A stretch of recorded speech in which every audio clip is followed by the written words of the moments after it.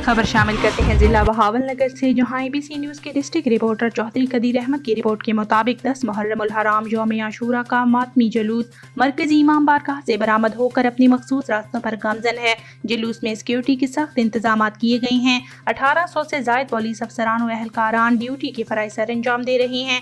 Rescue 1122 municipal committee, मैकपो, वापडा, PTCL का अमला, civil defence भी अपने फराइज सर अंजाम दे रहे हैं।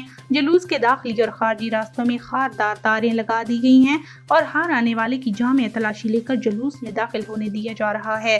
जुलूस के मुकर्रर किए गए रास्तों पर CCTV कैमरों के जरिए DPO दफ्तर में मॉनिटरिंग की जा रही है।